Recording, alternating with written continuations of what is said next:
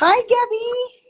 Hi, Ritash. Nice to see you. Yeah, bright and beautiful. Hope everyone's fine at your end. Well, they're in the best places for themselves, my parents, Yeah, so I'm yeah, doing what I can. yeah, I know. There's only so much we can do, There right? really is. There really is. And Mm. it's just been a tough old week. And maybe that's something also, if you want, we can talk about, with different ACE experiences.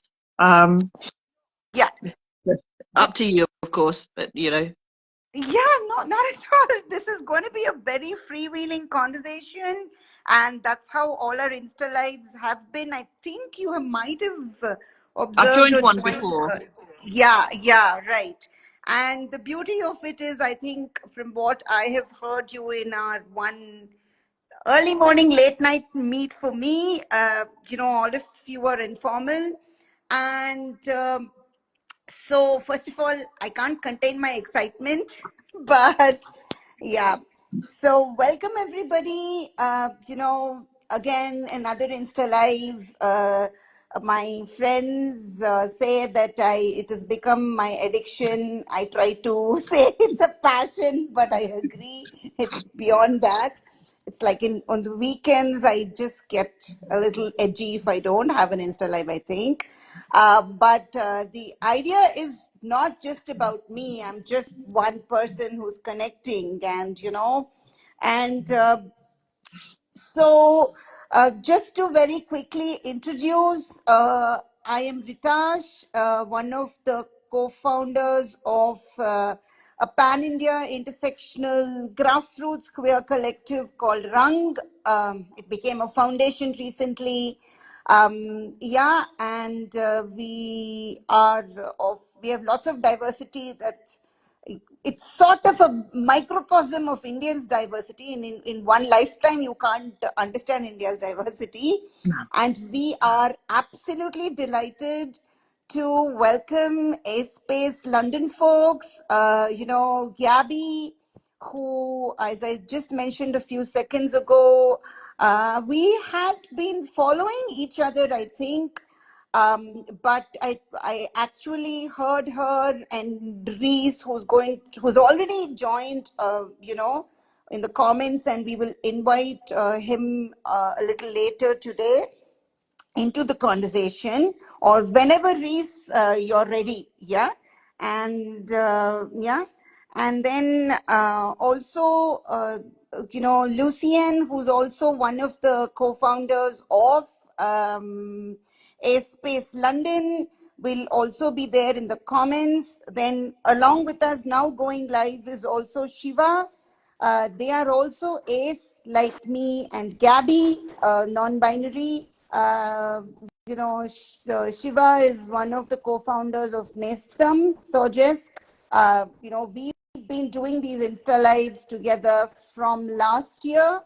And uh, again, Shiva also, I mean, this is something which we say, and this is a point on which we have connected with ACEs literally across the world. I won't be able to say too many countries, but at least, suddenly it brings us all closer, not just because we are able to talk, but we seem to talk just similar experiences, almost identical experiences.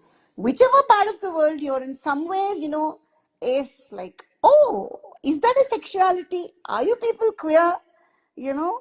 So, right. And I think, yeah, I will immediately, just jump into the conversation.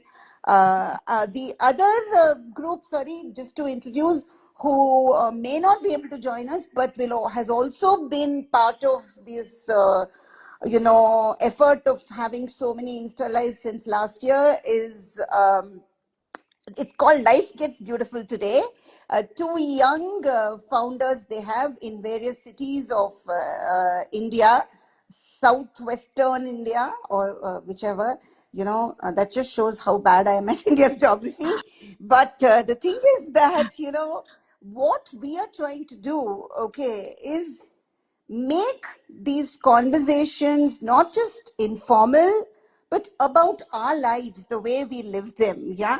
Nothing to exoticize or caricature or, show anger, but to say that we are not just some letters of some alphabet. Yeah. We are not just terms and labels. This is about our lives, and we have existed as much as every human has from the time humankind started on this earth. Incidentally, there are queer plants and ace animals, as we try to add in each conversation. So yeah, that's about it. And Gabby, I'm sorry if I haven't introduced you all too much, but I would leave that to you. Just to say that Gabby, has multiple talents and interests. They're into singing, uh, dancing, and also sewing. They are cis ace person. Reese, who will join us later, is a volunteer at Acespaceldn and is also heteroromantic ace like Gabby. He is a student. And Lucien, who will join us through comments, is a transmask neuroqueer ace. Yeah, okay. I hope I've got everything right. Okay. It all sounds good to me. I'm trying not to interrupt. Yeah. Please go ahead, to add. And most importantly, I think one of the things we resonated on was how little asexuality is known and how much it is misunderstood in any part of the world. If you would like to dwell a little bit on that. And Shiva, will come to you after that. Yeah. Sure.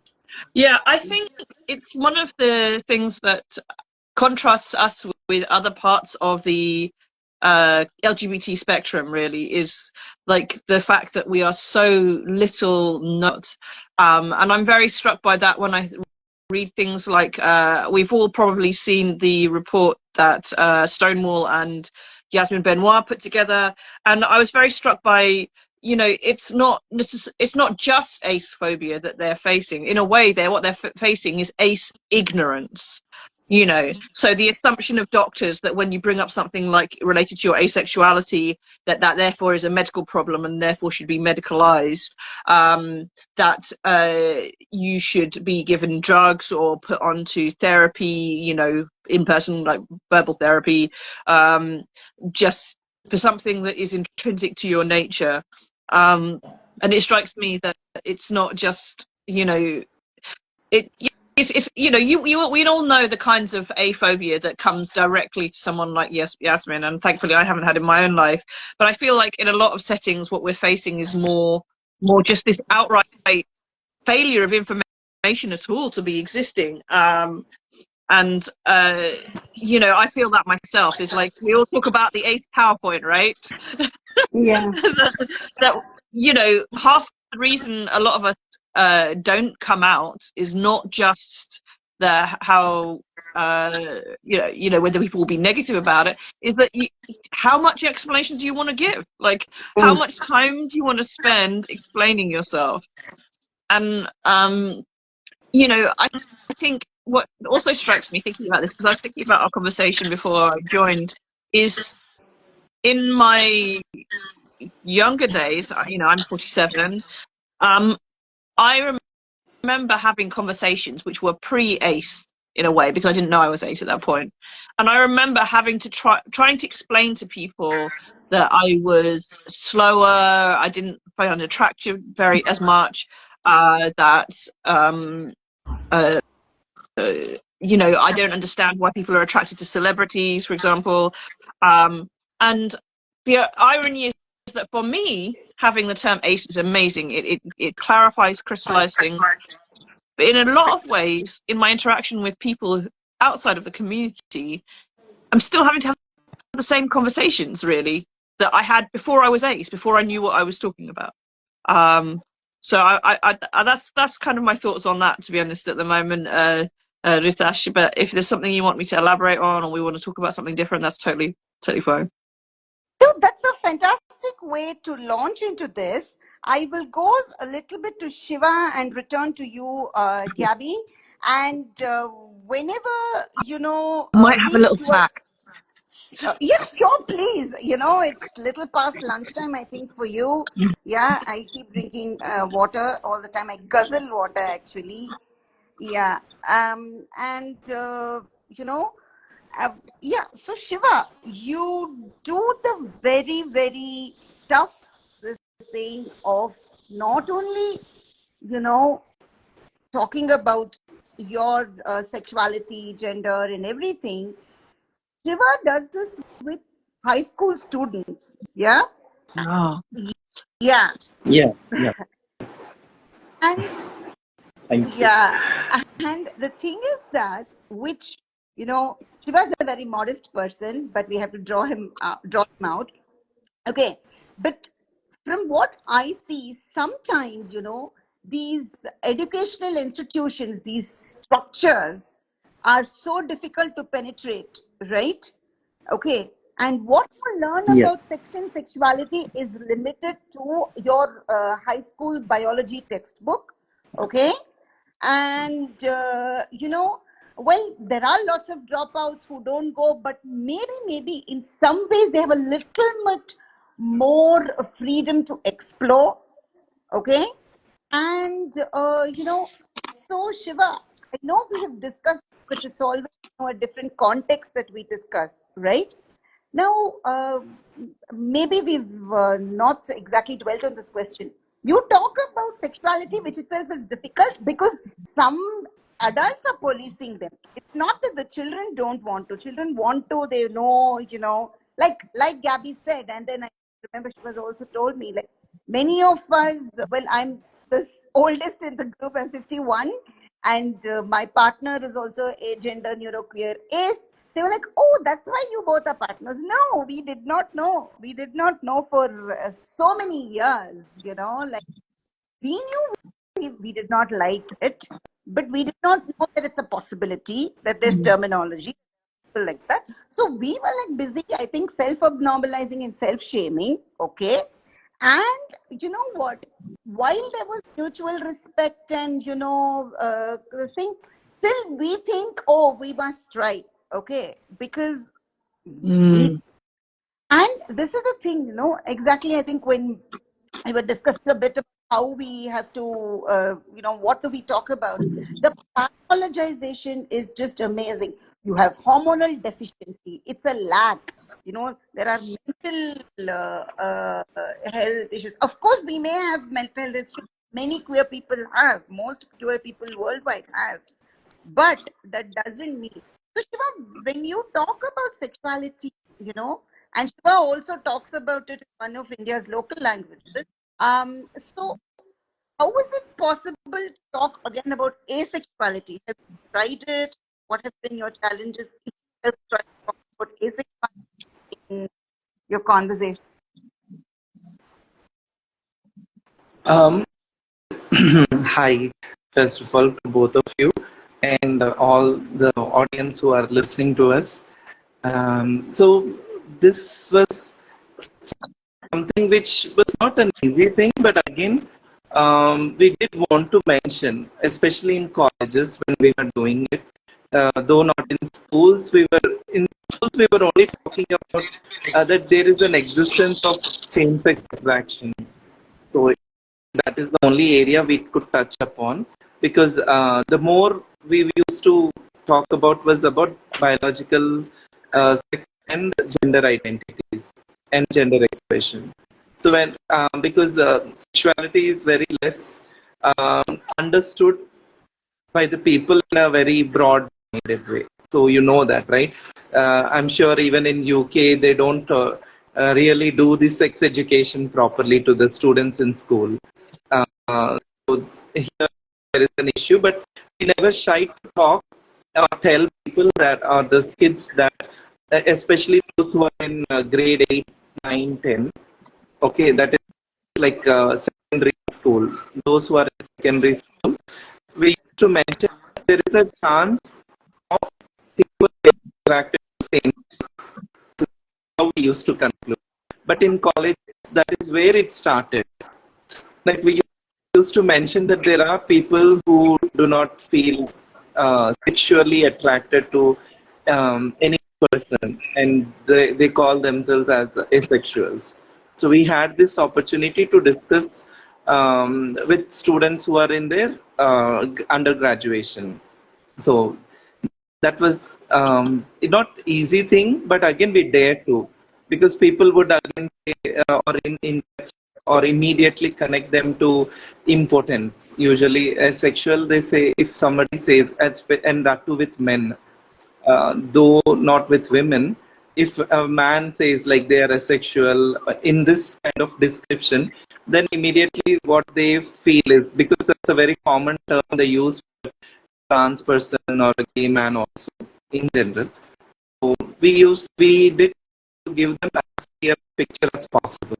Uh, that is, I mean, that happened after a few sessions with the help of attractions, talking about attractions.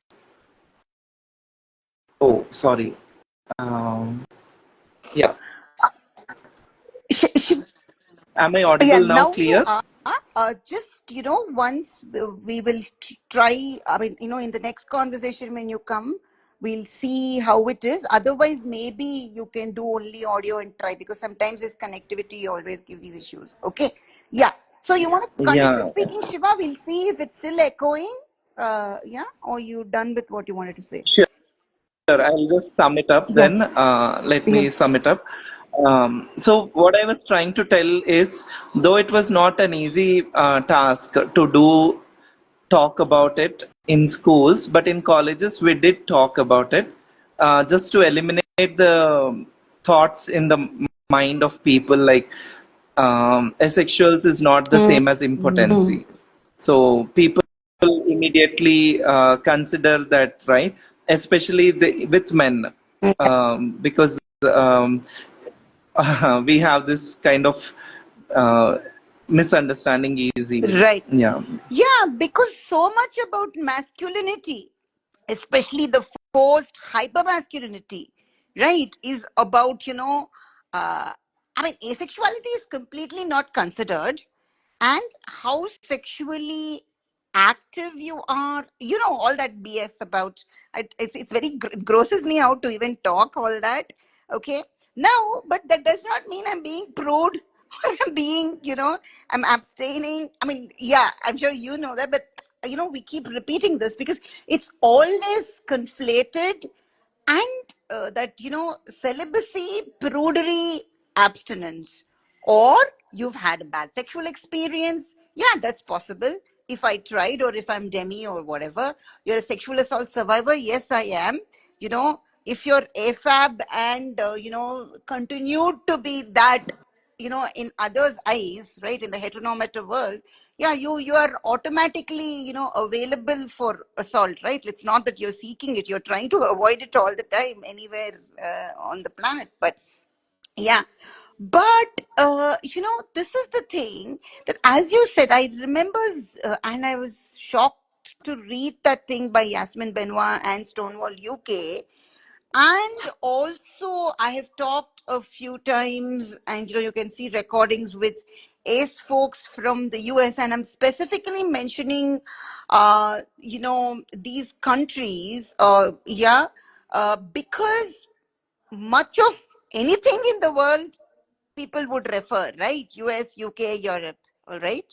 Then also there's this discourse, unless you've lived there, or I have done short stints there, but or you're sure that reality is very different from all the hyper this thing, like of about anything, is that while there is compulsory sexuality, there is hypersexuality that is there in supposedly all cultures, unless you know we people, as you say, it's not easy at all for us to put ourselves out. It's not that we're trying to do anybody a favor, but we're glad if somebody says, even now, somebody said this is such an important conversation, but it took, so much time for us to get here, right? Literally and otherwise. Yeah. So, Gabby, now, how is it in the UK? I mean, I'm not saying that you wouldn't have met or been to other places and stuff. But okay, let me talk about slightly rephrase this. All right, is it even fair to say that at least the global north, yeah, of the hemisphere of this earth, yeah, is considered slightly hypersexual? I don't even know, yeah, right? And it's freely available, there's not that many taboos, blah blah blah, right?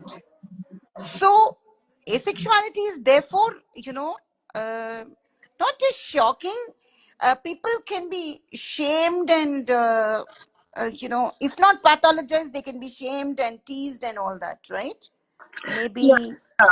So sex is kind of considered a norm for people's lives, in a way that I'm not necessarily, I can't speak for other cultures, but my impression is that perhaps, for example, in your own cultures across India and the wider subcontinent, it's not so much that these things aren't happening, but they're not as public perhaps as they might be in so-called global north. And yeah, there is definitely this. It's complicated for me because I grew up Catholic. I still consider myself Catholic, and so in some ways, my personal experience of my personal Catholic communities that I've been in is that there is still the same sort of expectation that people will have sex, but also they're not quite. I would say that my personal experience of the Catholic community is not quite the same kind of purity culture used in American Christians. But threads of it are there. The encouragement to not have sex before you get married is definitely a thing. But in my personal experience in the Catholic community, there's an expectation that will happen regardless. But that is kind of the encouragement if that's what you do. And so, like, for myself, I had like the wider society saying, you must have sex. That was my experience growing up, or that you will want sex, that you will want to be romantically entangled with people.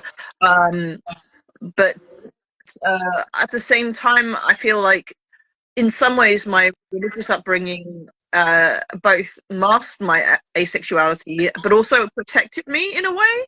It's an interesting dichotomy in the sense that I was in ignorance of my identity because I assumed I was just being a good Catholic girl. But at the same time, although it is somewhat considered weird, particularly if you spend a fair amount of time in Catholic communities, which I have, it's not really considered as weird, And it's because you don't talk about it. You don't talk about your sex lives in a religious context as much. So I feel like there's a balance to be had there. But yeah, definitely, I think I would feel like in less religious circles, and most of I would say, particularly in the UK, less so in the US, but the religious community is much smaller part of the wider whole. Like if you the stats, for example, 10% of the people in the UK on censuses consider themselves religious in any format. So as opposed to like 40% in the US. So I struggle to be sure about how I can talk about the wider UK community, but that's my impression that I have got through my non-religious friends. Is that and that's not necessarily always discussed directly, but yeah, I think like it is definitely startling. Like in the wider community, even celibacy is considered quite startling. And for myself, of course, as a Catholic, our priests are expected to be celibate, our nuns are celibate, our monks are celibate, and that is considered quite weird in the wider society. And to be honest, to a certain extent, even within the Catholic community, like we have an ongoing problem with reductions in what we call vocations for the priesthood, and my personal feeling is that is part of the increased amatonormativity, allonormativity, that people want to have a marriage and a family, and the idea of giving it up is not acceptable enough, and that they might consider things like that more if they were able to do those things as well, which other forms of Christianity, of course, do. Sorry, that was rambly. I hope that was okay. No, nothing here is wrong, bad, disallowed or something, because this is exactly what we want. The whatever I'm asking is more like cues, or honestly, I didn't script or did not prepare too much. Even if I do, I can never stick to my own script. That is my strength or weakness. So yeah, and thank you so much for being so forthright about it.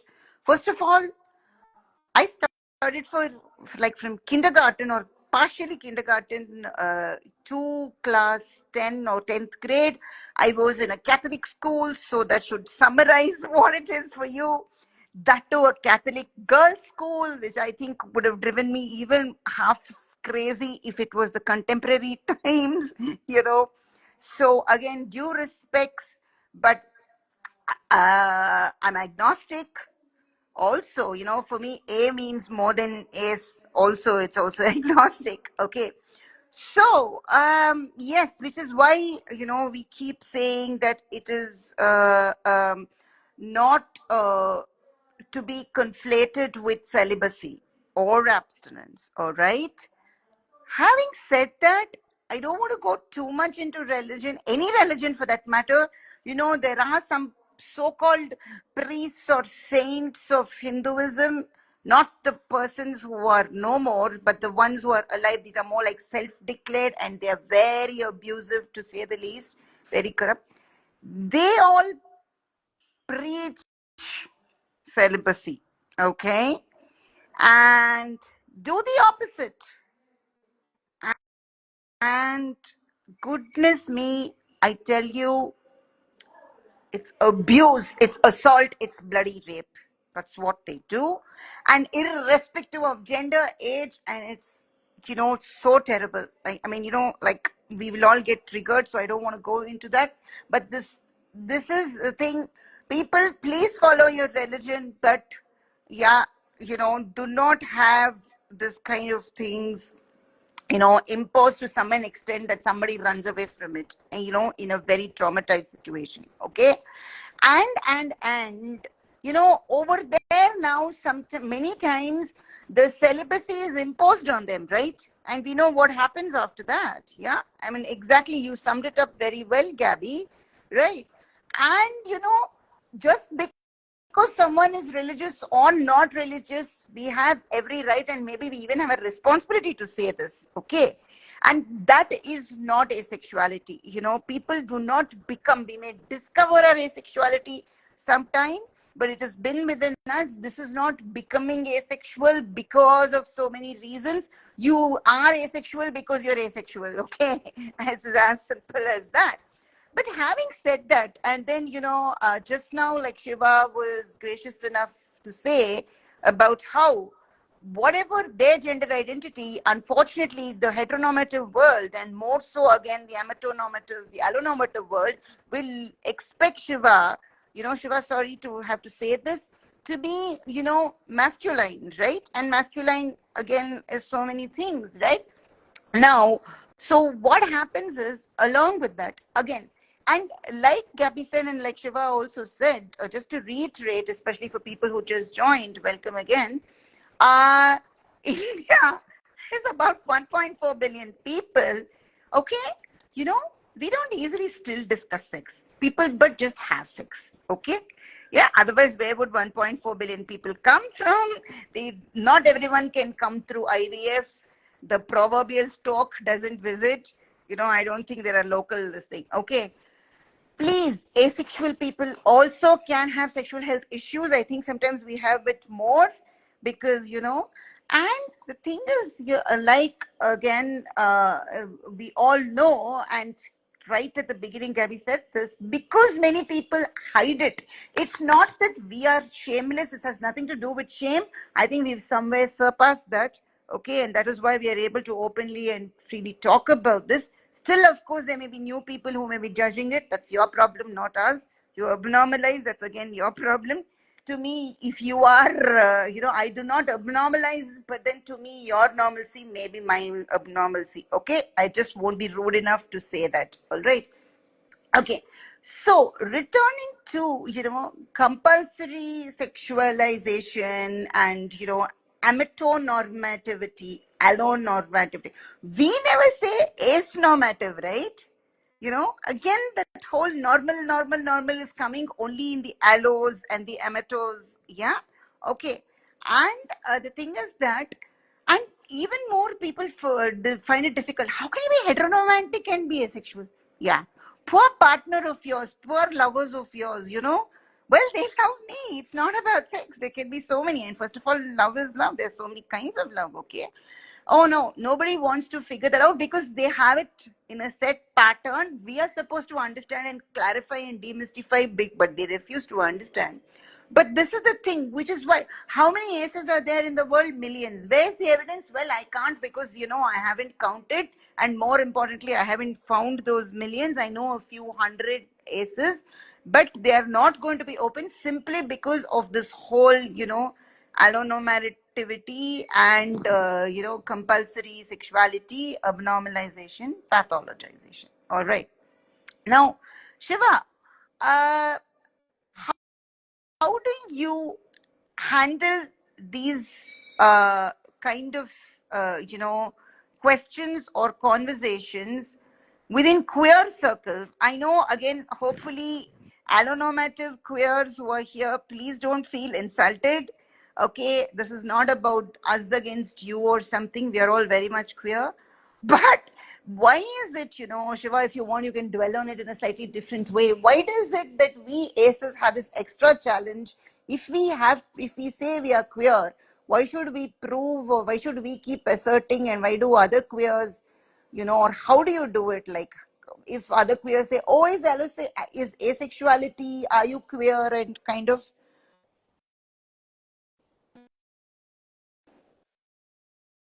Hope Sure, I'm sure, audible yeah. now. Is my Sure, voice sure. coming? Great. Okay. Hope it is not a big deal if my video is not on. Thanks for that. So yeah, I was waiting for this question from you, Ritash. Very recently, like when I was doing YouTube video for one of my friend, then I got this thought, which I'm trying to share so that even our friends from UK will be utilizing that. So what happened is I came across something called as types of attraction. We have different types of attraction, right? Yep. So there I have seen something called as platonic attraction. So which I felt somewhere close to our asexual identity, where you see in platonic attraction, we really don't try to become intimate with the person, but still we have a very close bonding with them, which is beyond again a friendship. We don't call them as exactly friend, but we feel them more than as a friend. So I feel somewhere it is close to asexual people's thoughts, where we don't really see them as friends, but again at the same time we are not ready to go intimate with our partners, right? So that is one thing I quickly got connected to. And yes, of course, that is how I started talking about people.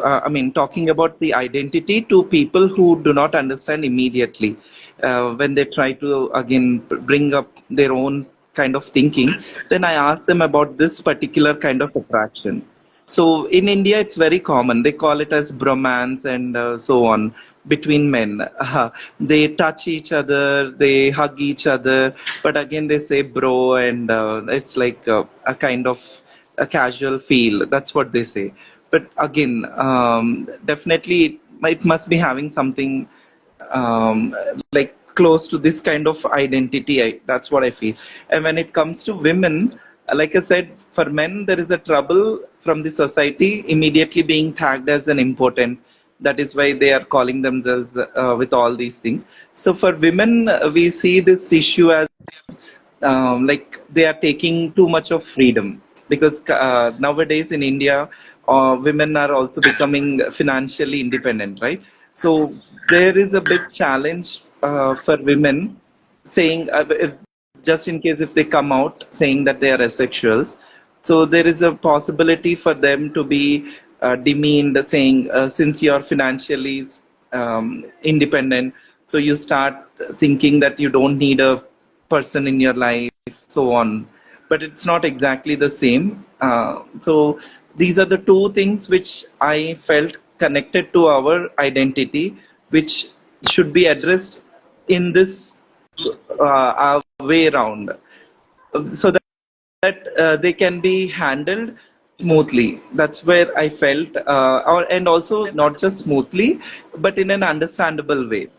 Uh, so it's something like when we say, when this can exist, why can't this exist? People may understand is what my feel is, or like thoughts are. Great, lovely, and very, very important, because we redefine our relationships, whether we want or not, and every kind of relationship is ours. People, others who are not in that relationship, including so-called well-wishers, friends, biofam, chosen fam, they need not, how many relationships we have, who, what kind. We don't even need to label them, right? So when I remember 4 years ago is like when I think that was the first time I spoke. For once I wasn't co-hosting it. Three of us aces spoke. The lockdown was very much on, and they wanted us to speak about asexuality. We three had never ever met before, online or offline, but we hit it off so well. And almost towards the end of the conversation, there was this one person, or no, couple of them actually, stuck on this question of how can you have a relationship, a romantic relationship, without sex? And they tried, each of us tried answering. We couldn't help it. We almost got to started not just giggly, we almost burst out laughing. We didn't want to be rude, but that person was just getting even more almost microaggressive. And we are like, isn't that our partner's problem, or somebody else's? Why are you, oh, is it fair on your partner? Well, my partner and I've been together for 22 years. It happened, yes, there have been many challenges, but yeah, this is right. So that's the thing.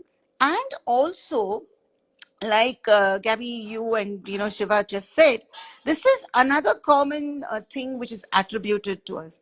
You're lonely, you're boring, you are denying yourself something. Now again, isn't that for us to figure out? So is it, what is this coming from? Like is it someone else's insecurity? But if this their insecurity, we can't do anything about it, right? I mean, even in the best in the most polite manner, I don't think I mean any of us can be extra polite beyond a point. We all have our human frailties and limitations. And why should we be polite for somebody who's trying to get into our space, without even, yeah. So now, again, this lonely, boring, yeah, I mean, we don't think that. But again, aren't these tropes which are thrown around regularly, Gabby? Right? And Yeah, oh, absolutely. It's one of the interesting things. In fact, this one of our Space London group members who was on a panel about masculinity actually was talking about this. There's this kind of like trope, even though asexuality isn't known of within the non-ace wider world. There's this kind of vision of what a sexless being will be like, which is unattractive, lives in the basement with their mom, isn't interesting in any way, is obsessed with their hobbies, etc., etc. And and also is somewhat introverted as well. There's an assumption of that too. And for me, it's both irritating and funny, because you've already mentioned at the start of this live all the different hobbies that I have. Like, you know, I am part of a choir. I do dancing. I also, I didn't talk about particularly when we were discussing it before, but, you know, I enjoy what we would call genre fiction, so science fiction and fantasy. I go to conventions. I dress up in silly costumes. Like, I have a lot of friends and contacts. I am very extroverted. I don't really care whether people find me attractive or not, but I would say that I don't really fit that stereotype. And I think that for a lot of ace people, we don't necessarily fit that stereotype. There is certainly, I feel like, we all, I don't know if they use it in your own communities, Ritesh, but have you heard of the AAA battery? Yeah, I've heard of So, it. ace, agender, and autistic. Yeah. So, you know, autistic people can be both introverted and extroverted, but they have different attitudes to social occasions sometimes. So I think there is sometimes some of that going on for some of the ace community. You know, obviously overstimulation is not a great thing to happen to you, but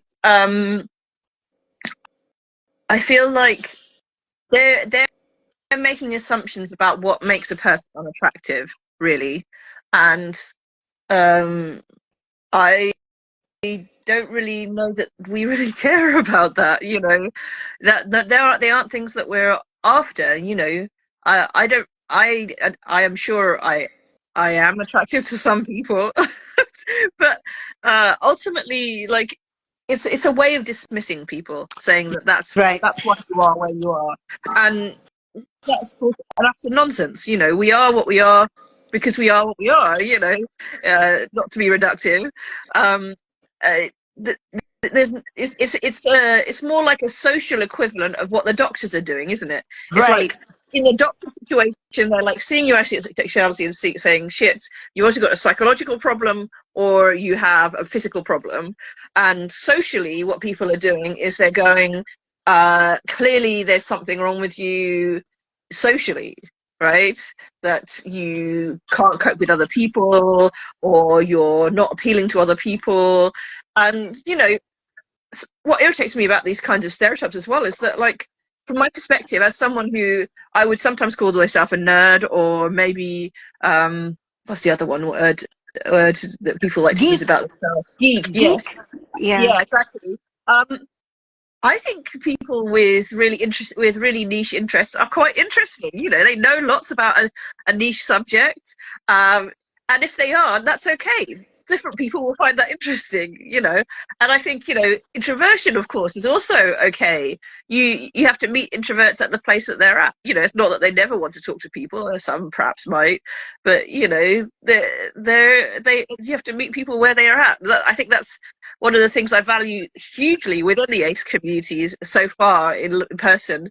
I have found the ACE community very, like, tolerant of people's differences in their terms of their needs socially, in terms of their surroundings.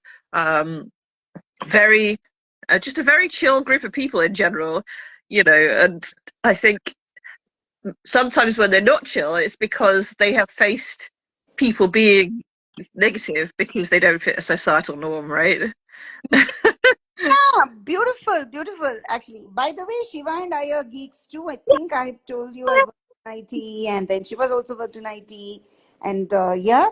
But you're right, exactly, about attraction can be so many, you know, intellectual, artistic, whatever. Yeah, I mean, of course, even people who are allosexual or, you know, I mean, obviously, we don't want to talk for them, but they will not be having sex all the time. That will not be their only No, attraction, right? Okay. they And just as don't, you said, sorry. I was just going to say, add to that. Sorry, is that okay? I think please. the thing that happens, I think, a lot with allos, particularly, but of all allos, allos particularly, is a complete lack of introspection about anything. They don't think about themselves and their own direct needs. They think about a standard that they go to, and they expect to just live without thinking about it at all. And Yeah. I think that's just an important point to add into what you were saying. Sorry, do carry on. No, please don't apologize. That's so important. Just reiterating, this is an informal thing, and I hope you're finding it informal enough. Okay. And yeah, so that is a very valid thing. Believe me, I'm not labeling all aloes, but the abuse comes maximum from aloes. Sorry, but I have to say this. Okay. Yeah. And because, just rephrasing what you said, they think they are the norm and everyone has to be in that norm. Otherwise, I am entitled, or it is my, birthright to force myself on you. Yeah, literally and figuratively. Thoughts, emotions, physical, whatever. Right. And which is what I think. I think the insecurity, plus also the fact that, as you said, we are chill, we don't bother. Yeah. Yeah, maybe, I don't think we bother too much about others. We don't go and bother others, right? And that's what bothers them, right? Because how can you be happy? It's always about, yeah, you're also a very, very, very crucial point you said. The introspection is lacking. It's always someone else's business is my business. I am going to question, I'm going to ask. And we know very well whether you're asking for information, or actually questioning it in, to put it mildly, in just a rude way, but it's actually much more than that. And this is just not about being rude or nosy. This is something like you're trying to invalidate somebody. And when we either, because over so many years, I mean, they don't know our journey, and I don't think they want to know. And we also, more so, especially maybe like it or not, like if you're in a contemporary age over 40, I think we've had many more struggles, more of, not knowing and forcing ourselves. We don't even know what to look for, that it is a possibility, right? So, and with that, if we've come, not just accepted ourselves, maybe in our own way, reaching out, or, letting others kind of take our assistance, help, whatever, and also putting ourselves out there. Again, that's a choice, but also in a very comfortable, casual way, in a very cool way, in a very chill way. That is what I think bothers people more and more. And it is tragic when, because like I might have said in an earlier conversation, that I'm also a trained multilingual in the Indian sense, LGBTQIP plus peer counselor. Okay. And over there also, it's not just about ACEs. There are others also who may be sexually active, but they are also not just very careful and choosy. For them, that's not the only thing which is bothering them. Yeah, many times it's about their gender identity, many other things. More importantly, often, I know broadly, many queer people are struggling to adhere to the norm, or rather to not try to adhere to the norm, and that's being forced on them. Yeah. So I think as ACEs, because anyway we are branded like that, I think we get this whole normal abnormalcy thing better, or yeah. What do you say, Shiva? I think somehow we understand normalcy or abnormalcy in a faster or a better way, right? Or from a different perspective. Shiva's here. Hello? Okay. Or Gabby. Yeah. Yeah, Shiva, go ahead. Uh, Sorry, there is a signal problem. You just go ahead. So you will respond to that, or shall I ask Gabby too? Yeah, okay. let her go. Yeah. So then I'll return to you later, Shiva. So Gabby, like you said, Sure. just tagging on to what you said about, we sort of are more accepting, I think, of generally everybody. We are not pushing the aloes away. We are just saying, don't it onto us, right? Yeah. Mm. So this whole, yeah, sorry, go ahead. So maybe if we're thinking about it in a queer context rather than a general hetero context, yeah, I think in some ways the queer community at large is more prepared for variance, but it also sometimes falls foul of the allo temptation in society to expect sexuality to be part of it. And also, honestly, I totally respect the need from a lot of the queer community that they have been barred from having the kind of sex that they want and is right for them. And so we come into that space and they feel like we are telling them that they are bad, like het people do, which we're not. We're just saying this is what we don't want to do. And I've been really struck. There's this really cool illustrator woman who does content on TikTok and Instagram. And she was talking once about how she feels that arrows and aces are the most queer identities because we are thinking everything from the ground up. And I think sometimes in the queer community, obviously there is a lot of rethinking how a relationship should work, but there's also, I think, an additional thread there of wanting to fit into other societal norms. So yes, I am attracted to someone. Yes, this abstract person. Yeah, I'm attracted to someone of the same gender, but I am still going to get married in a formal way, in some kind of religious ceremony. I'm still going to have a family. I'm going to have a very standard family structure. I am quote unquote normal, and I think for us, because that's not really an option, you know, even if we're going to have those officiated relationships, they are not going to look like traditional relationships, maybe superficially, but they're not going to look like traditional relationships. And so some of that also comes back to my earlier point about ignorance. I think there's ignorance in the queer community as well, wider queer community as well, about our identities and what they mean.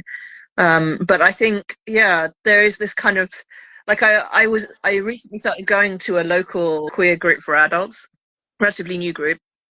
And I did have this sense of anxiety when I first attended, that I was going to see some negativity, that I might have like outright dismissal of my right to be there. I haven't faced any of that. To be honest, on the whole, they haven't talked about their identities at all, you know. Unlike when aces get together, we're all kind of, I think, still a little bit trying to make sure that we are in the right place. But I feel like sometimes in queer spaces, this is just like, you turn up, you're obviously queer, the end. You don't have to talk about it, you talk about things. Yeah. So in person, it's less of a thing, but I think in the wider queer community, there's definitely like this sometimes this difficulty sometimes of compatibility with us, either their anxiety around the fact that we represent like prudery and their lack of right to continue with their own sex lives, or that we are not like them, when I think we very much are. And I think like one of the key cornerstones is something I think Shiva mentioned about chosen family. I think you've mentioned it too. I think chosen family is vitally important to ace people alongside our own families. I know for myself, my family is hugely important to me. And I don't just say that right now. For some of you who may know, I'm dealing with sickness from both of my elderly parents. My mum has dementia. My father is in hospital with an infection. And family is huge. Yeah. Found family as well, absolutely. You know, I've been thinking about that a lot as my parents get older and can't be supportive, and I have to support them. That found family is vitally important to me. You know, the people I know who aren't necessarily going to be my parents, but can give me that support and compassion need, not just the companionship that you get from all of your friends, really. Right. Oh, absolutely. I think it's a basic human thing And it's whatever people have needs of all kinds, and like we said earlier, emotions and love is of different kinds. Yeah, relationships, yeah, we know that, and we know that that is that, which is like, sometimes I also think, and maybe we've said in earlier conversations, that we at least study or know, or hear that there are asexual plants, animals. Sometimes we proudly say, oh, what is the problem in saying that about humans, right? It's because, sorry, I think Shiva had dropped out because of some connectivity issues. But anyway, Gabby, just at this point, one small request. Can you try to bring Reese in? I mean, you also please continue unless you have to leave, because I'm unable to, invite them from the Instagram. I'm not able to see them listed. So can you just, I mean, they've joined, but to send that invite, I'm not able to invite Reese. I can't hear you, Gabby. I think, are you muted? Hello? I'm losing. Hello, sorry. I was just saying, I think he's not watching anymore, so I think I need to message him directly. Let me try and. Yeah, please. Yeah, please. Yeah, sure.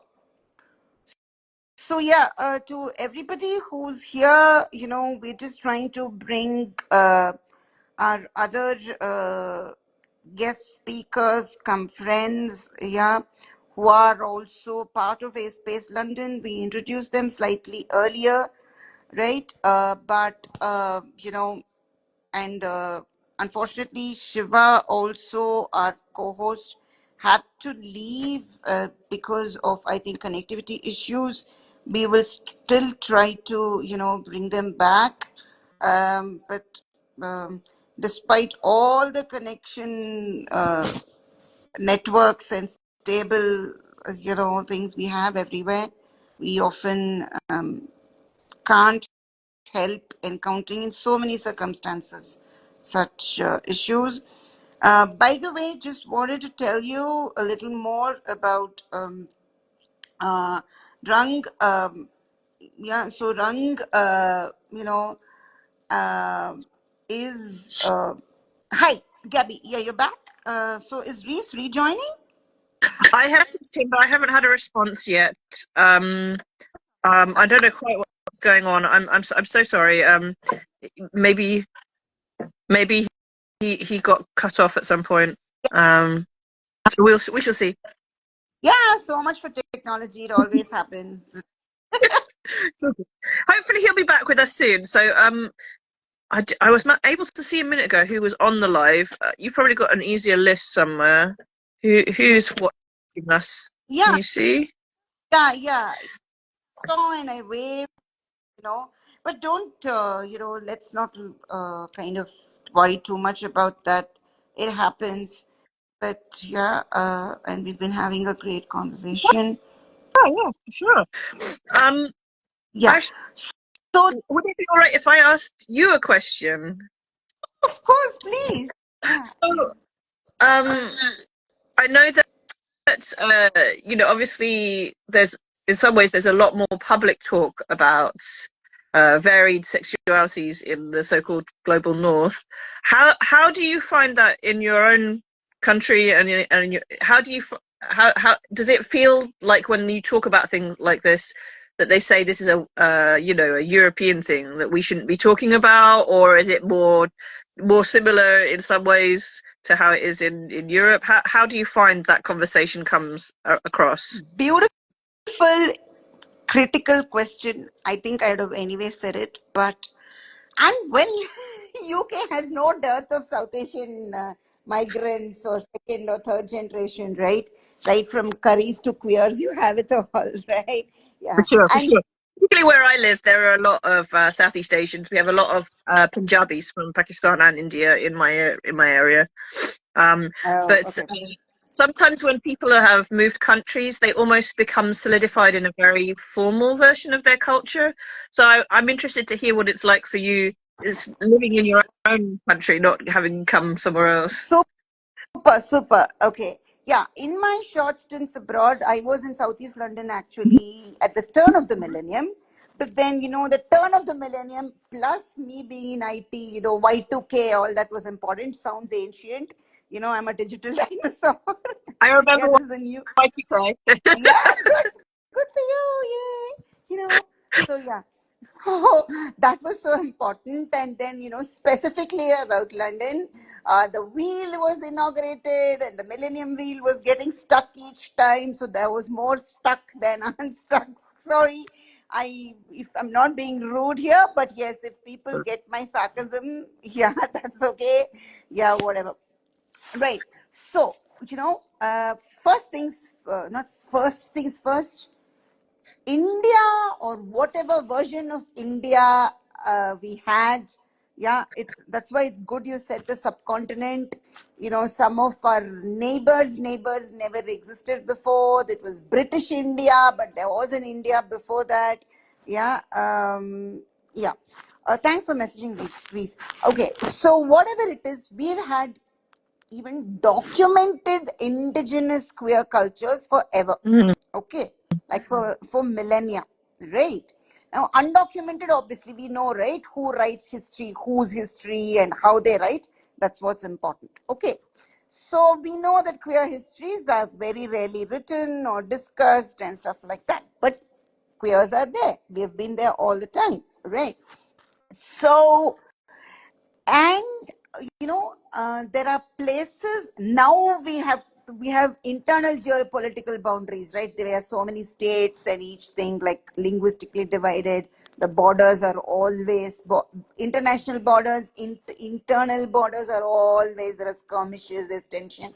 But anyway, so there are broadly what we call the trans hijra culture, okay, which is again not just in India, because many times we have to keep reminding ourselves, oh, Pakistan people are different and Bangladesh is different in Sri Lanka and Nepal, because there's so many similarities. The fact that you said, oh, there are Punjabi Pakistanis and Indian Punjabis are itself, a lot actually.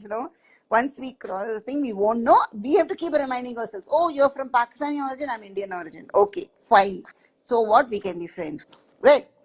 So the hijra culture is there, and then there's another variant of it called the Kinnar.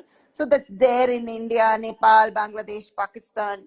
Sri Lanka will have a slight variant of it and all that stuff. Of course, again,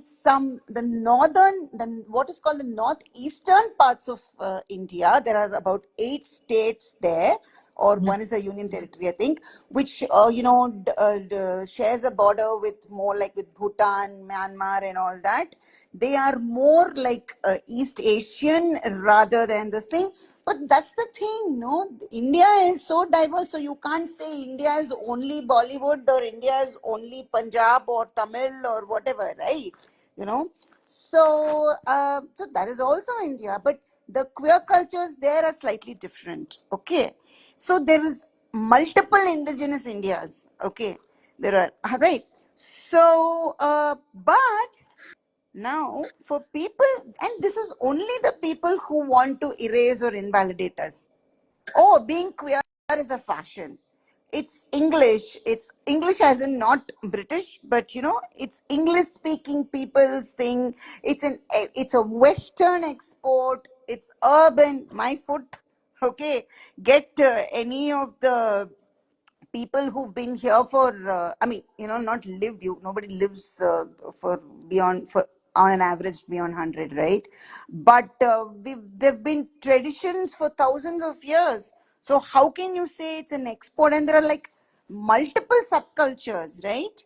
So in fact, to the extent that, like I said, the hijra or the kinnar, or even the even more localized ones, you can't exactly say are they sexually fluid, gender fluid, trans. They can be bi, they can be anything they want or they don't want to be, right? Trans is like an umbrella term. Queer trans is even more an umbrella term, literally, because that's what it is. And you know what? It is Unfortunately, which is why I feel that one day the letters of the English alphabet won't suffice for our identities. It's important, as you said, but sometimes it's also we're queer and that's what matters, right? And more importantly, human. Please, as queer people, do not say we are being simplistic or reductionist. We are not, but at the same time, we're not trying to complicate, because our lives are complicated enough because somebody else external to us is complicating, right? So now within that, obviously, because we are learning and we realize also, see, the label or the term for anybody, whatever the language or whatever the geographical location, is only a little more helpful. But in it, whatever you feel emotionally, physically, whatever, sexually or not, attraction, love, feelings, whichever, whether you're bi-curious or you're ace-exploring or you're, bordering pan or something, right? Is because you are still figuring out, and even at 65 you may be figuring out, and you may not be literally out, and that is our choice, right? So, like the diversity or the complexity of diversity, the diversity of queer cultures plus the acceptance on one side, and the organic acceptance versus the forced rejection is also a plenty. But sorry if I'm giving a longish answer, but I No, just no, thought this. Yeah. I think that's fair. Like, I am very aware that there are multiple cultures across the wider Indian and Asian continent. So it's not an easy answer to say, you can't speak for every culture. I do want to briefly say that Reese has arrived. So maybe if you want to carry on talking, but perhaps we invite Reese in so we can make sure the tech works for him while you finish your thoughts. Yeah, sure. And Gabby, as I said, no pressure, but it'd be great if you can hold on. Okay, if you can. Yeah. I can stay for a little while. Yeah. And I'm also trying to re-invite Shiva, but let's see. Okay. Yeah, I've sent Reese an invite. So He showed up in you just need to press the button and say, okay, join, Reese, if you're hearing us. Yeah. So, right. So that's true, right? And then, as I said, India itself has so much diversity. Then South Asia, because in. Oh, Shiva, yay. Yeah. Right. Maybe Reese will take some time. That's okay. No problem. Yeah. So Shiva, it's a good thing that you came in. I'm also sort of taking a few seconds breather. So Shiva, if you want to add to that, um, Gabby asked about how is not just acceptance of asexuality, but generally by the heteronormative people, right? How is acceptance of generally queer people? Then I was like saying, I'm not sure, you might have heard me. I was saying that we have thousands or maybe millions of years of indigenous queer cultures, but still some people want to dismiss it as a Western export or an urban fashion or a trend or something, right? Okay. Fine. Shiva can start talking whenever he's able to. So yeah. One second. Let me. Yeah. So, or Reese, you can do one thing. You can. Oh yes! Wow, wonderful! Yay! Okay. Hey Reese. Hello. Can you hear Hi. me? Yeah, of course. We would Sorry. like to see you if it's okay with you, but no pressure. One more. Yeah. So just to finish off what I was saying as Reese is joining. Hey, Hello. we can see your hat. Yeah. Okay. Is there a light you can turn on, Reese, if you don't mind? Yeah. Yeah, of course, yeah. Okay. Sorry if I'm asking you for too much. That's all right. Yeah. Okay, welcome. Wow. Yeah. So yeah, Gabby, just to finish off that sentence, you know about the colonial IPC 377, right? And it is there across South Asia in different versions, flavors, variants. It's not at all a flavor at all, but anyway, with great difficulty, it's gone out. But that's so much for the law, right? You know how police and the state can be, yeah? And no country is above all this, right? Yeah. So and this is also because the state gets away with violating its own, yeah, policies, laws, and all that. So you're traveling, no problem, Shiva. I think Shiva is commuting, so that's fine. Yeah, if you're able to answer or interact on the comments, that's fine. So Reese, welcome. Thank you so much for joining. You know, it's wonderful. And also I think you were following the conversation for some time. Okay. So it's completely up to you, Reese, how you want to say what you want to say. It's not going to be a scripted. There is no script. There is no Q&A. But Reese, if I might ask you, you are a very young person. Okay. Yeah. So how has it been for you? I don't even know if it's a fair question, right? How has it been for you, you know, like, how did you, it may be a very cliched one, but how did you hear of asexuality? Yeah, and understand, oh, that's me, or that may be me. Well, for starters, it was introduced to me by someone I was working with at the time. It was about 4 years ago now, and it kind of got floated around, like the idea, and I was like, yeah, kind of. Like, I mean, I don't necessarily, I wouldn't describe, I definitely do not describe myself as queer. I don't consider myself really on the LGBT spectrum because it's not my thing. Just simple as that's who I am. But yeah, I kind of like label got sent. Like I did some more research into the label. I was like, okay, like yeah, I could definitely see that. Like I mean, my experience is a bit different. I mean, everyone's experience is obviously different, but like when like my experience tends to feel just a bit. I don't know. I just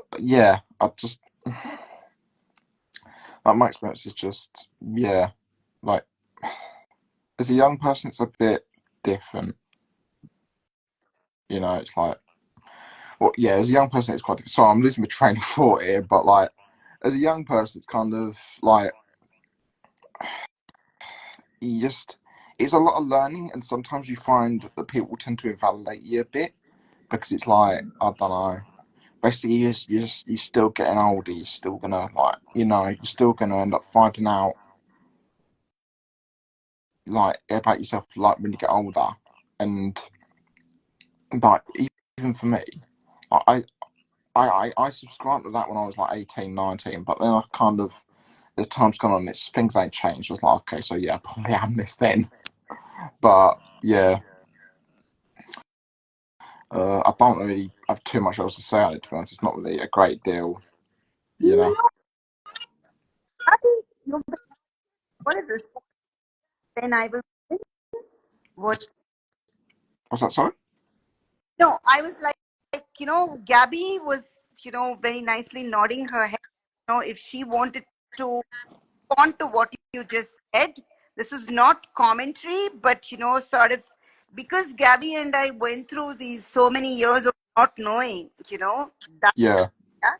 So, if you don't mind, Reese, we will just kind of compare those experiences. Yeah, of course, yeah, absolutely. Gabby, you want to go ahead? I can't hear.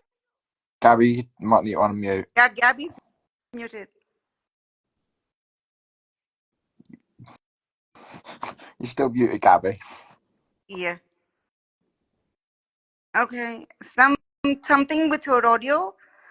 Okay. Not letting. Yeah, this happens. Gosh, I tell you, this technology is like that. Okay. All right. Yeah. So Reese, if you don't mind. Okay. Yeah. Now, as I said, but Gabby, just start talking whenever you can. Okay. No worries. Yeah. Don't worry. You can comment.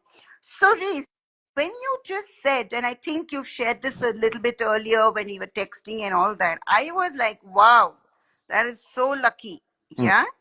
That got to, but as you said, and It's for you to decide later, whatever, things change. When I did not know, I thought I was lesbian, I was bi, I was pan, and then, but all that was attraction, and it was like, I'm not feeling it. Okay. But then I realized that it was not sexual attraction, it was romantic attraction. And finally, somewhere, a queer counselor helped me. I mean, I went to tell him about him and his colleagues about asexuality, and then he helped me figure out I'm pan-romantic. Okay, yeah. So yeah, sure, yeah. I think Gabby's just reloading. That's all, because she's thing's gone. No problem. Yeah. So Reese, yeah, and it's really interesting. Hey, Gabby. Yeah. Oh. Okay. Oh, she's here. Yeah. I'm here. Causing havoc. Sorry, guys. No. Give me a second. No worries. At least I can speak now. That's a good start. Exactly. Yeah. Yeah. I was gonna say, like, I think access to information is a big contrast in the experience of ACEs, depending on your age group. Like, it's really cool to me that someone directly said asexuality to you, Reese, because in my days when I was about your age, I mean, the internet has been around since, well, maybe Ritash is the one to remind us when that all started. But like, it was around in my university years, but it was still not as much a thing as when you hold it in your hand, right? And so for me, like, I had no real way to find anything out about our identities. It wasn't something that was talked about among my peers in general, particularly. I didn't have a lot of contact with queer culture, so I didn't have that opportunity. And even then, I think, to be honest, because we're talking like 20 years, guys, it wasn't the same thing. So, like, I think there's so much access to information now, which is really positive for young ace people like yourself, Reese. And I know you're not really exactly that young. Let's be real. Like, you feel young to me because you're like roughly half my age, but you're not exactly a child. So, but you know what I'm saying? I think, for myself and for Ritash, depending on our access to live queer community, our access to information about asexuality or any other identity is so much more restricted and delayed in our lives, I would say, right? I'd say that's a big difference between the two of us in a way. Like, I'm almost having the opposite thing happen, where people in my own generation are saying to me, you started posting about asexuality, I started looking at it, and now look, I've worked out it's a thing. Did not even know it was a thing before then. Whereas, like, I know, for example, one of the people who was on our mask panel with Reese was talking about how their friend talked about their experience, and then they thought, oh right, yeah, that's me also. And definitely that's so helpful to be able to have that language around.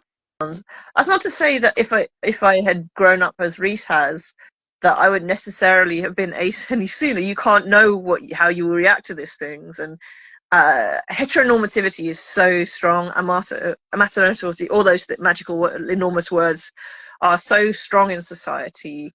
And we all want to fit in, right? I think, even for yourself, Reese, I would imagine accepting your ace identity is something where you're having to accept that, yes, you're het, so you're like a lot of people, but you are saying you're different from other people, and that's quite a hard thing to accept about yourself, right? Yeah, definitely. I mean, as I said, I try not to really interact. I don't really, outside of like Acespace, I don't interact with any queer groups. I'm not really that interested. It's not really my sort of thing. I'll be honest. Just, yeah. But yeah, it's interesting. It's an interesting, tough time to go through. Let's put it like that. Simple way. Yeah.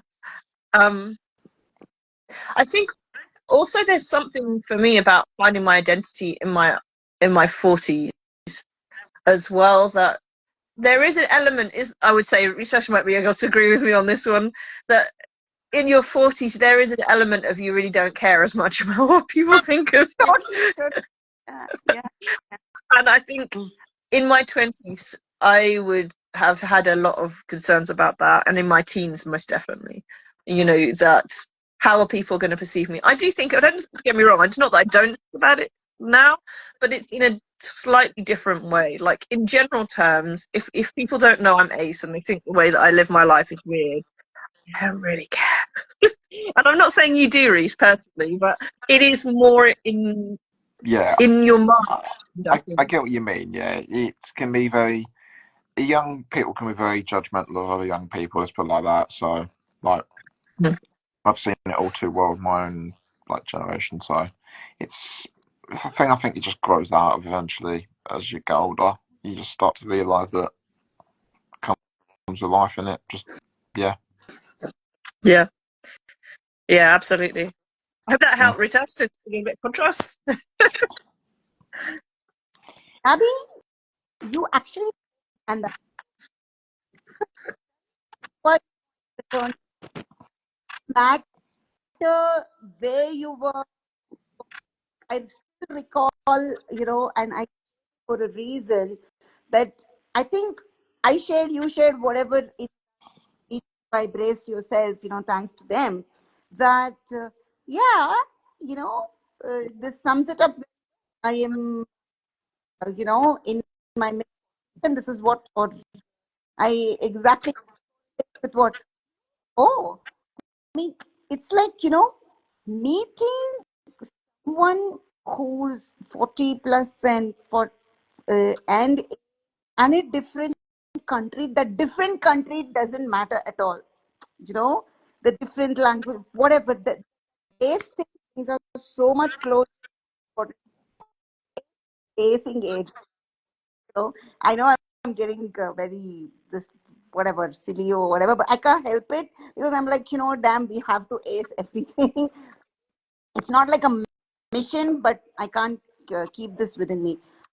So obviously, like you, I'm an extrovert. So that's the thing, and as you said, it's not that the internet was available worldwide very soon, right? About 25 years ago, and actually got introduced to those two reasons. I was really passionate about them before before I understood or whatever, and it was a very convenient from learning biology because they test human biology. Okay, so internet into India and world. The computers came like when desktop computers. Much as I'm not a big fan of or whatever, thought it everybody's kind of if not home, and then also yeah, because I was in IT, maybe I had bigger than maybe half the world, but that didn't help at all because most you're ignorant about yourself.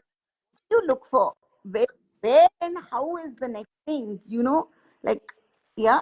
So and they're bare your people. I mean, Reese, not to erase your, but many times you find it slightly easier to find. Much as again, queer circles tend to be more allosexual. Still, it's easier to find it. Yeah. So I completely resonate with what Gabby said. Yeah, and of course, I'm at a stage or already that stage about 10 years ago of where I don't care very little. More importantly, hurting somebody, but about that, what you think of me is your business, definitely not mine. And if I get to know also, so please, yeah, thank you for also sharing it because like it or not, people want to say not being judgmental, or they're trying not to be. Actually, I think so many years, any language also, the word was never used except in probably legal circles, right? People were happily judgmental, but nobody had to say it or no. So there's lots of peer pressure, and whether you like it or not, again, because uh, is it even a place you can decide that you don't want to answer it? It's a question to ask that the pressure is extra.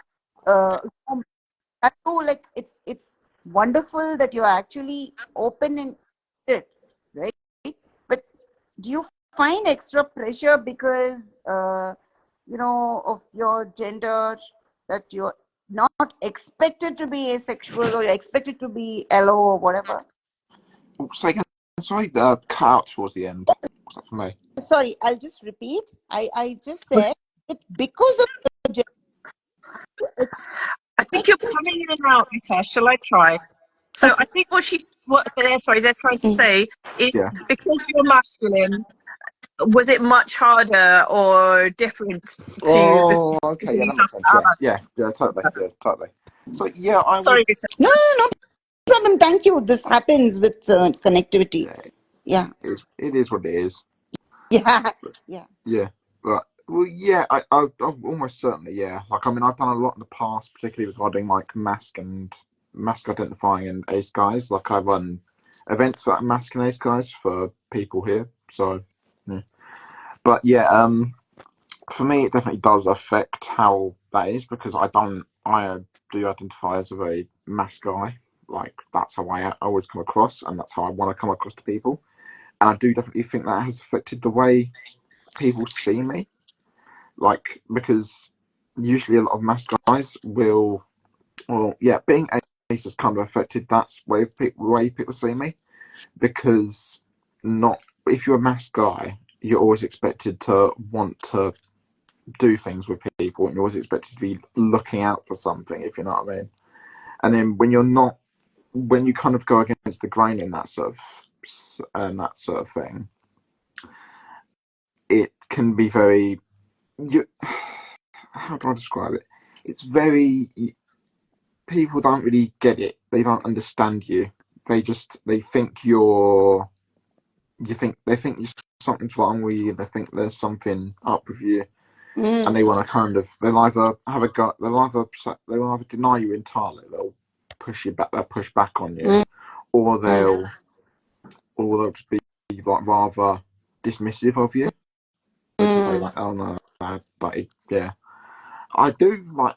I think that's coming. Well, it still definitely does exist, and it just depends on what spaces you're in. I think that tends to be the thing for me. A lot of the spaces I run in aren't queer at all, so I don't even mention that I'm ace. I kind of just keep it to myself, and no one knows. Like, I think outside of my group, no one knows. So, but particularly my male friends, because I know that would cause. Well, it wouldn't cause anything. It'd just be a conversation I don't want to have. So, it just.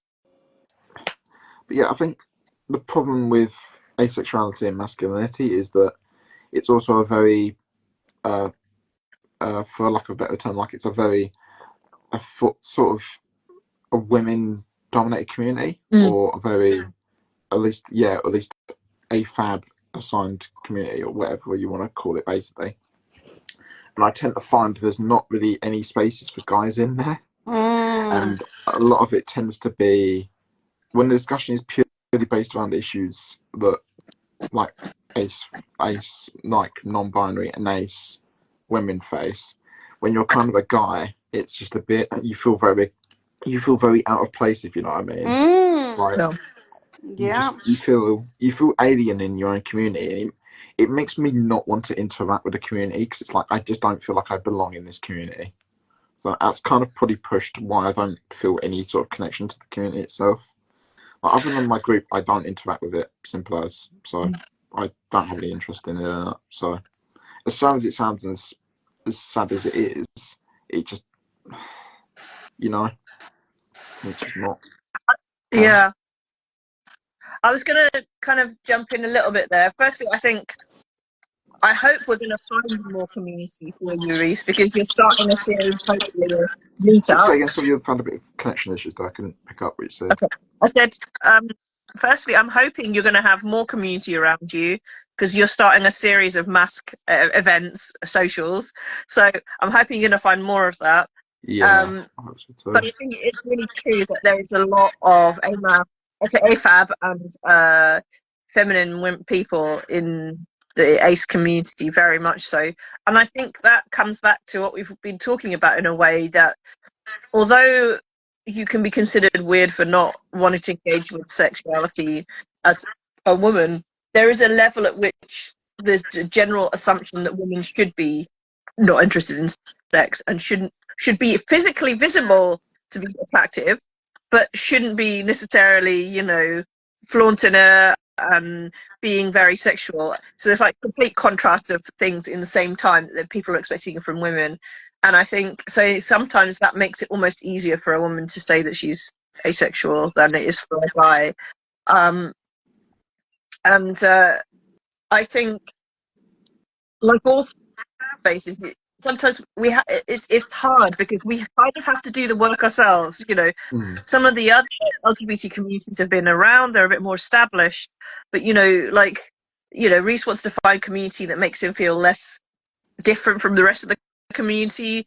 I was looking for just ACE community in general, and I'm so grateful to Lucian, because you very kindly called me a co-founder, but actually the group was straight up founded by Lucian, who's not here at the moment. They're dealing with some stuff at the moment. They were hoping to stay, but they couldn't hang on. I'm so grateful that Lucian made that start with something really basic, just a picnic at Pride the year before last, which is a small beginning, and we've come so far, really. And I have so much hope for Reese in terms of men and masculine people coming together and having their own spaces, for older people like myself to have their own spaces. But we're having to create them from the ground up. And I think that is another part of it, in a way. Like, we have history, as you talked about, with the queer communities of India and the Indian subcontinent, but in terms of like actual institutions, there's so little. There's Avon, which is great, but it's somewhat hands-off in a lot of ways, and no judgment to them, obviously, but that's how they're structured, and they're covering such a large space. How can they possibly? But for a lot of us, we're just building things as best we can with the energy we have to build. Like, Reese is studying. That takes up a lot of time. A full-time job, other work too. We're fitting this in like everyone else around everything else that we do. Yeah, too high.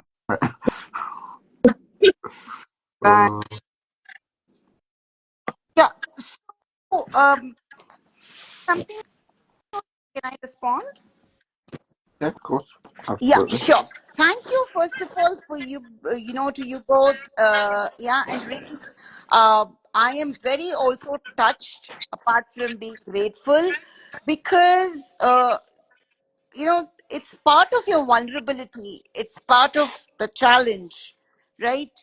And it's not just not easy living this, plus being at least semi-public about it, because though many times we do not necessarily do this because we want, I may be repeating, but then, just to kind of, for the newer joinees, that many of us are doing this initially because we want to find community and we have gotten comfortable or something, but sharing also helps us. It helps us to connect, it helps us to heal sometimes. And it's sort of right, just because we are older and yes, we've gone through something, or even for that matter, Reese, or people like him are younger, it doesn't in any way reduce our experience or challenges, or our, most importantly, our realities, right? And each time we share, right, not necessarily on Instagram but anywhere else, you feel like, you know, that self validation, that self esteem somewhere is growing, yeah, subconsciously, even if you're not exactly seeking it, right? And I think that is so helpful.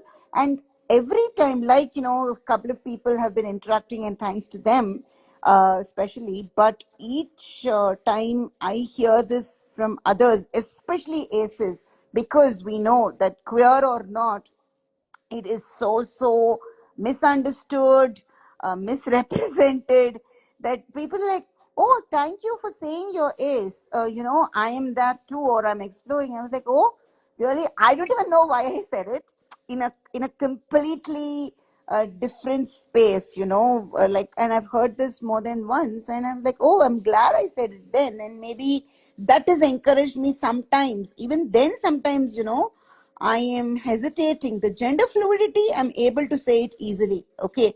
But the ace part still, I don't know sometimes why it is, because I feel they may not understand. I feel they, you know, they may not know, whatever. Yeah. But yeah, so, you know, this whole thing about, yes, masculinity, we, just like we talked earlier, and Shiva is unable to join, but there's an important point he has made, and a few others who are either AMAB or identifying as cis men, or whichever, whoever, say that not only the compulsory sexuality, there's also the sensualization of them, you know, uh, physically and even otherwise. Like, again, all this is unnecessary because we don't want it. We are not even seeking that, right? You are just who you are, and you don't want to, and you do not try to pretend to be someone else. But why is somebody, you know, doing that to you and then expecting you to respond, right? Or literally, you know, like there's a pushback because, yeah. So, Reese, I don't know if you want to comment on this, because Yeah, I mean, I could definitely comment on that. I mean, yeah, there is definitely a a a thing that kind of pushes you to be more hypersexual as a guy. Like mm, you're really you're encouraged by society that kind well, I wouldn't say encouraged by society, but you're encouraged by the people you've known your entire life. You're encouraged by the internet. I mean, particularly in the age of the internet, is a big thing nowadays. You see a lot of people pressing that sort of lifestyle towards you, and it's just so. It's very. How does one say? It's becoming increasingly more notable. Like what I've seen though as well. Like it's very. I'm not really making sense here, but it's very like society finds a way to be like very sex positive, but also very sex negative in a certain way. I tend to find, and it's like you kind of you kind of just stuck in the middle of it all. I tend to find, and you're not really that interested in either, like in either side. You just want to kind of just get on with your life and just that's the easiest way I can put it. It's just like I just want to exist, just because just exist as the person I am. That's what I give it. That's what I can really say to that. To be honest, it's just I don't know. It's just society's over sexualized and people need to calm down a bit. I think that's it for that point. That's it for Sorry, I just have to say I like that. People just need to calm down a bit. That is classic Reese, and also kind of very British, I think, I would say. yeah. right. Yeah, yeah, good. That kind of summed it up very well. And so the thing, well, it's interesting, you know, Reese, I'm not labeling you or even comparing, but this calm down a bit, I hear with the person I live with, okay? Yeah. They are AMAB, agender is, and all that. They are neurodivergent, actually, you know, they've been diagnosed, but still they're telling me to calm down. And because most importantly, they always say, oh, I'm A for asocial too. You know, they're not antisocial, they're asocial. And they'll be like, why are you telling me to calm down? Yeah, because you need to calm down. Yeah. They're like, you know, sometimes they're like, it's good, you know, you socialize and all, well, that works for you. But sometimes maybe people can't handle your energy or your enthusiasm, and maybe they're just hesitating to tell you. Well, maybe they think it's their right, or or just it's irritating them or whatever. But yeah, and thanks Gabby for saying about Lucian. Yes, we're missing them, but of course they have other commitments, and completely understandable. Every time it happens with people, many of us, like you said, Gabby, we have older people and so many other things to handle, which are sometimes unpredictable. But so yeah, you know what, irrespective of gender identity, okay, I've heard, like, we hosted, I think, a month ago, and of course when we met in person, a trans woman is, you are trans, how can you be ace, why can't I be ace? And then when she says that, apparently the people don't have an answer within, like, she's a binary trans woman, so what? Yeah. And I know binary, non-binary, trans, mask, whoever, yeah, basically just like anyone and everyone, I'm sorry, not everyone, anyone can be allo. Please, whoever is listening or going to watch this later or read whatever, the translation or the transcription, anyone can be ace, okay? Okay, and like Gabby and Reese here and so many others, you can be heteroromantic case, you can be panromantic case, it doesn't, if you're ace, great, don't have to change or force yourself, yeah, because I think the one thing that maybe, and Gabby, I'm not trying to generalize, but I think we can speak for each other at least to some extent, that we have struggled, lived, and confused ourselves so much, and almost self-abnegated. If there's anything we can offer you, like, please validate yourselves, if that helps. Of course you need to have your own journey, right? And there's no pressure to be out, but yeah, that we hope that some such this kind of conversation and anything we may host later would help you realize that anyone anywhere can be ace. And yeah, and if you cannot take it, please do not force yourself into sexual relationships or anything, because it might hurt and harm you more than anything else. And yeah, so Gabby, I can see you nodding to that, and you want to add to it. I think what you're saying also kind of segues into some stuff that I think I really liked about Angela Chen's book, if you've ever read it, Yes, Ace. yes. That I think our identities have a lot to teach non-ace people, right?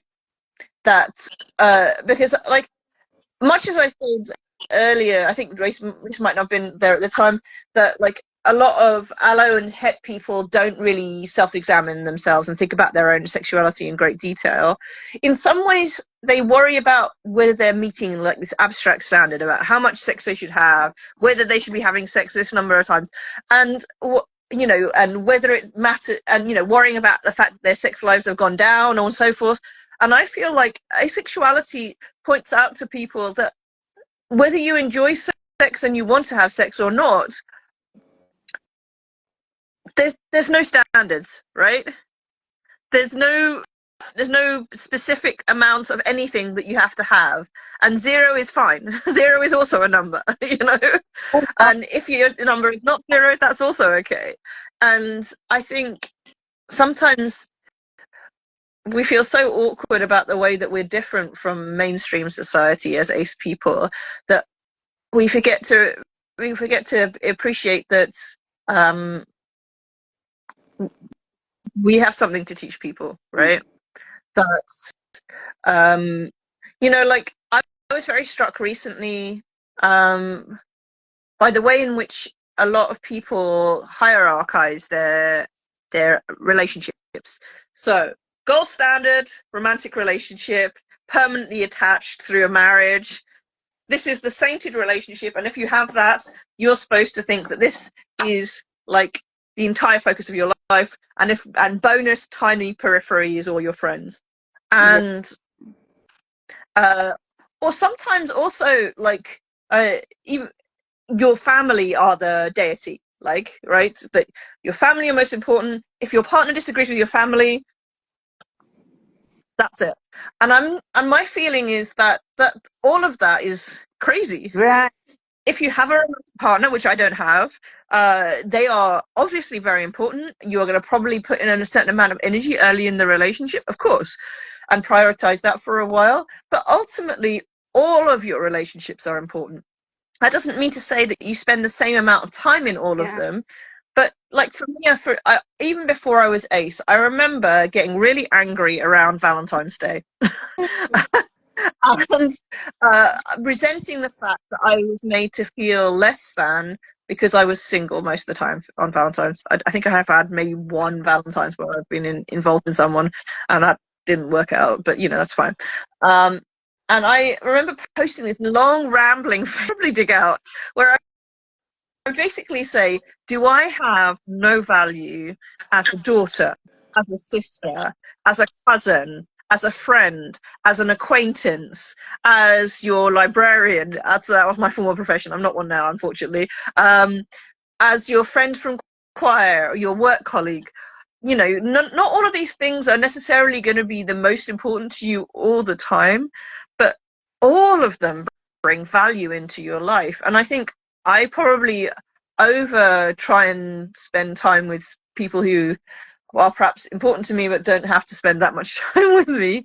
But all of these people create your life. You don't have to put all of your relationship eggs in the holy grail of relationships. And I think that's something we can teach non-ace people, that is true. Oh, fantastic. So beautifully and, so lucidly said. Really, consensual hugs to you, Gabby. I know. I Yeah. will take them. Yeah. Because that's what you said earlier. As AFAB people, again, there's also that pressure, right? Religion or no religion, culture or whatever nonsense. Yeah, I mean, sorry, but I, have to use that word. I mean, I don't mind. I'm not offendable. It's fine. yeah. Oh, not for you, but generally, the allo culture, which drives it on your thing. That I mean, gosh, Valentine's Day. Oh my gosh, I was like, that is your enriching hallmark and all its associates. That's all. Okay. Yeah. I Now mean, rage I used to have mm, on Valentine's Day, just straight up rage, not even depression, rage. yeah.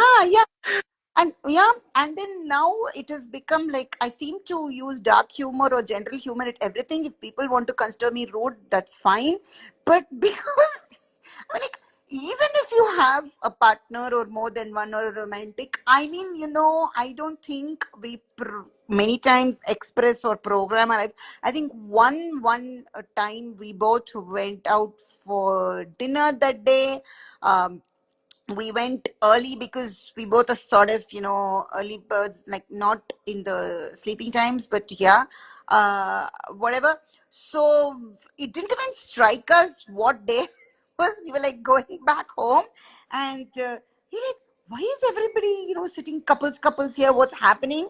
And I think somewhere we saw some red balloon, and of course the characteristic heart balloon, and oh my gosh. And even more, people would be like, oh, you're a couple and you don't know. What are you doing? I'm like, I don't know. I mean, I don't even know. I don't even know what we did. And it's the only time, and this is the memory that I have that we completely forgot.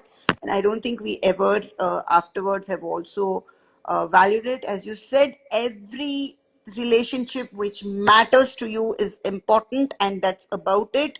Okay. And I'm like, allos are not having sex all the time. I mean, even orgies, no way. I mean, it's impossible. Okay. Right. Yeah. So I think I couldn't have been even more direct or even more. Yeah. Reese, how are you doing? Are we both, older people going on ranting, or is it fine. It's fine. I mean, I can understand. I do on the Valentine. For me, mine. Oh, you alright? Oh, Gabby, you alright? um, continue, Reese? Yeah, I'm just finding. Carry on. The connection is a little dodgy, so I'm turning off my camera so I can listen a bit better.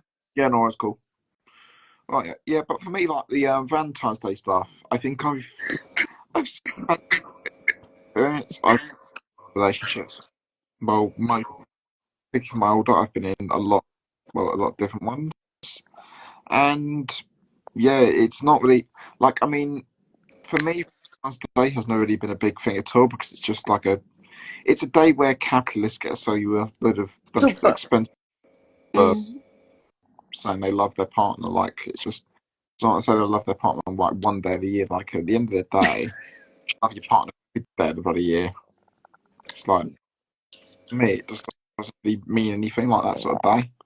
So it just like for me, I mean, yeah, that's all I really can say. It just it but for me, something like that is just like another day of the year. It doesn't really bother me. It's just a cheap excuse to sell cheap life insurance.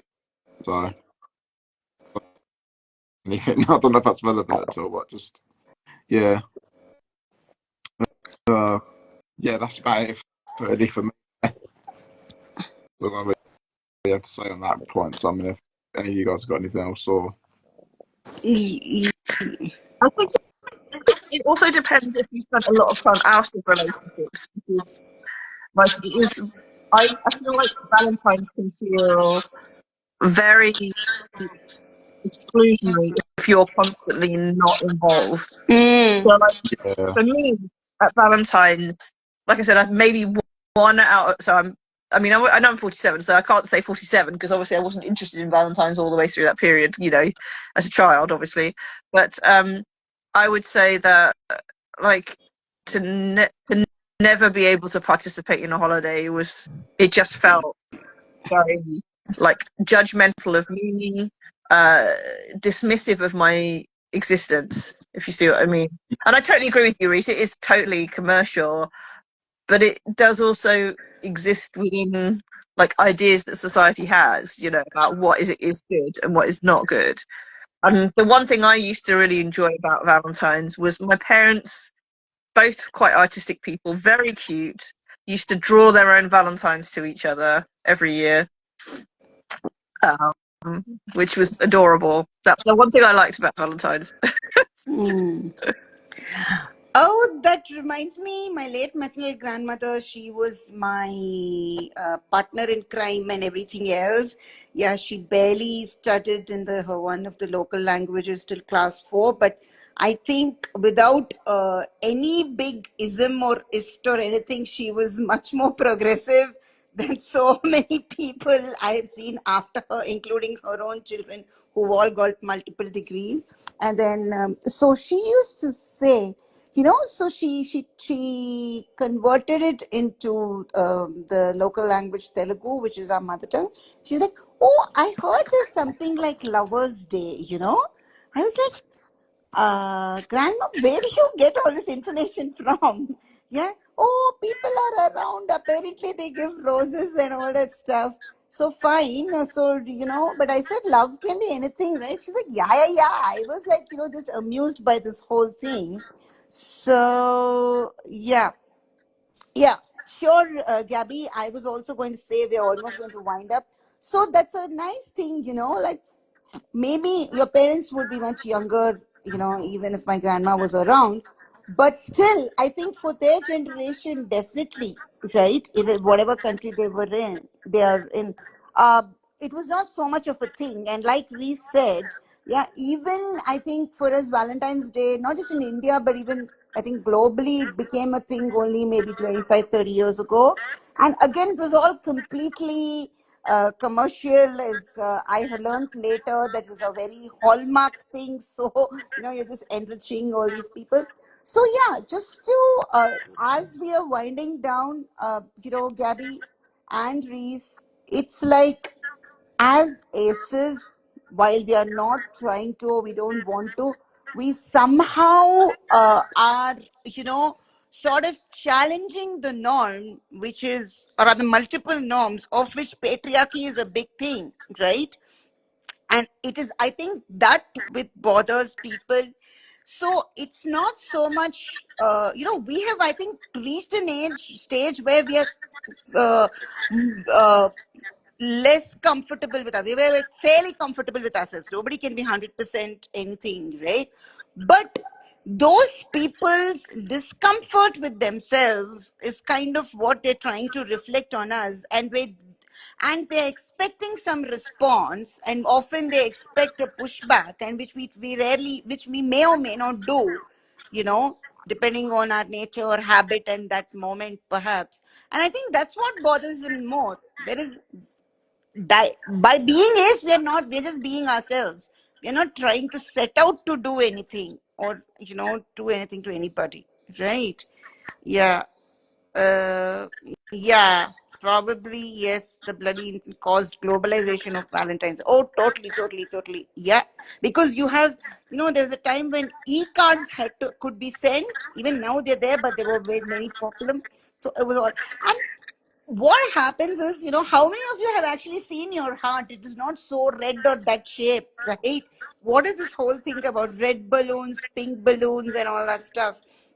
If the heart could, by itself be a separate, if the heart had independent agency, I don't think it wants to be reduced to something like that. If the color red or if the color pink could express itself by itself, not being used by others, I think they would not like to be associated with only this, because there's so much red and pink in so many other ways, right? So why should it be only about? Anyway, I know we've this thing, but I think this is an important thing. So yeah, either of you or anybody who is in the comments wants to say anything more, almost we've reached. My gosh, I can't believe, like, we have been at this for 2 hours, and I just sort of noticed the time. Yeah. So Gabby, Reese, anything you want to say further? I'll let you take it away, Gabby. I was about to say that, you're quite a person, so I don't want to jump on it before you had a chance to speak, Reese. So, yeah, I think it's been really exciting to have a international conversation about asexuality, and I think it's really struck me talking to you, Ritash, that there is definitely something sometimes about speaking to people within your community that have some overlap in some way, whether it's age or, like Arisa's been talking about, with gender or whatever. It really helps to be able to have those conversations with people who know where you're coming from, that you don't have to use quite so much PowerPoint to have those conversations, right? So thank you very much for having us. I think thank you very much for anyone who's going to watch in the future, or anyone who's been watching. We really appreciate you. These are important conversations to be had. Sorry. Definitely, yeah. I was going to quickly say as well, just like it's just been good hearing from other people, hearing from someone from someone I don't think I'd have particularly, I don't really, yeah, from some, it's just nice hearing from people who are also in the community as well, even from near and far in all of our cases. So it's good to hear from people though. Nice to see people. Yeah, and on behalf of everybody else, our co-hosting organizations, or more like, we are more collectives and groups, and most importantly community groups, and that's what matters to us.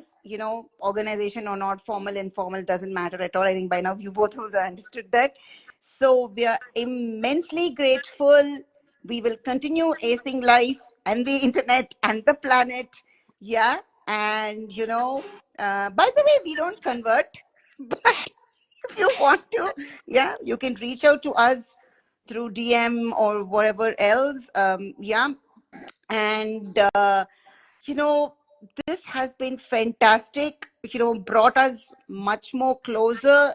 Yeah, like you both said, right? So much in common. Yeah, and that I think, yes, we are different, we have our identities, but I think as humans and as aces, that's what I think, to me at least, matters, right? That we have had such a fantastic, open, and a very warm, a very honest conversation, no holds barred, non-judgmental, non-hierarchical, and I hope to continue. We will stay connected, of course, Space London, Rung, I, and others, but also we would like to stay connected with whoever wants to, and thanks so much to all those who joined and who are likely to watch it.